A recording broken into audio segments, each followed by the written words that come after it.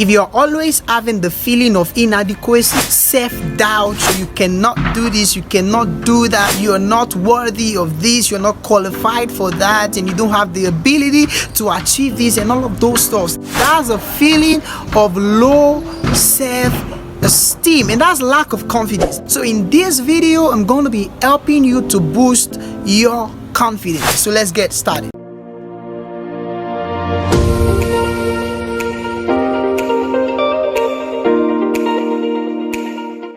In order to develop or boost your self-confidence, you've got to, number one, change your mindset about yourself. What do you think about yourself?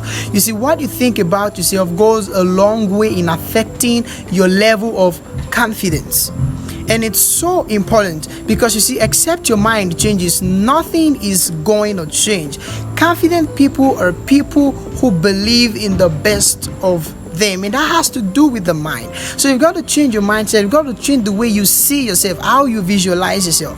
So see yourself as somebody who is confident. That's the first thing to do. You've got to see yourself as confident. You've got to believe that you are confident, and that's the first thing to do. There's an African proverb that says that if there is no enemy within, the enemy without can do us no harm. What am I saying? The most important opinion is what you think about yourself. So you've got to change your mindset about yourself. Now, the second thing is this. Confident people always confront their fears. So you've got to learn to confront your fears. You see, I'm going to tell you the truth. There's nobody without fear. There's something we are afraid of, scared of at one point in our life. But you see, being confident means that you're facing your fears regardless. And you see, a sign of low self-esteem is when you start to think, okay, what if I make a mistake? What if I fail? What if it doesn't work? And that's it. You see, nobody is above mistake, and confident people know this. So you've got to know that nobody is perfect. Nobody is above mistake. And if you make a mistake, you're not the first person. And guess what? You won't be the last person. So you've got to really understand that. So confront your fears. Go for that meeting. Say that thing in your mind. Reject that offer. Accept that offer. Agree to do it regardless. And if it turns out to be a mistake, nobody is above mistake.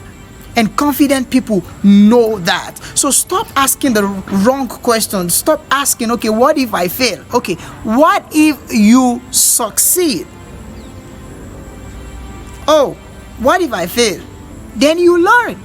That's so important. You see, your perspective about things really matter. Nobody is perfect and nobody is above mistake, and you need to stop being scared of making mistakes and stop being scared of failure. And that's so important. Right. So to the third thing to do to develop self-confidence or to boost your self-confidence is this.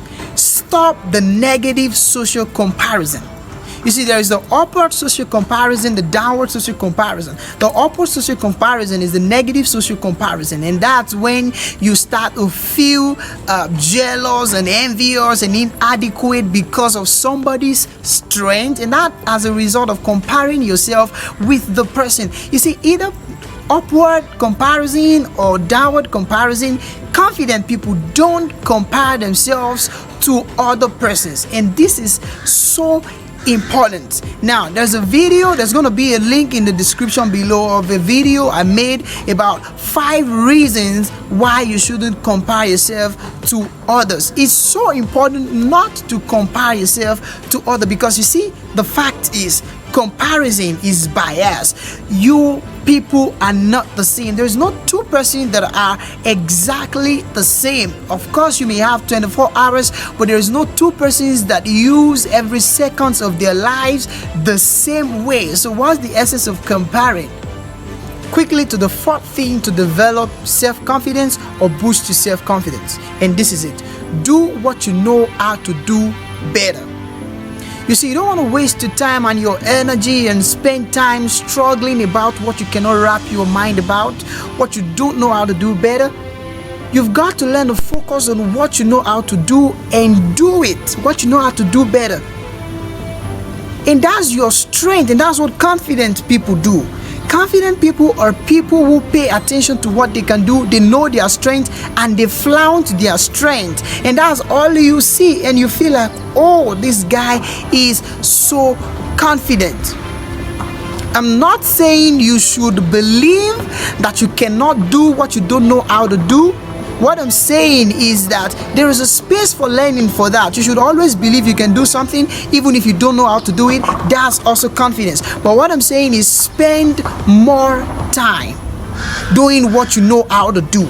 And don't allow what you don't know how to do make you feel like you don't know how to do what you know how to do. So to the fifth and the final point on this video on developing self-confidence and boosting your self-confidence. Help others. It's so simple. There is that thing you know how to do better. We talked about that in the previous point. So you've got to learn to help others with it, because you see, there's this feeling of fulfillment when you see people who are helped by you, people who are raised by you. There's that feeling of fulfillment, and that alone is enough to boost your confidence. So learn to reach out and lend a hand of help to people around you.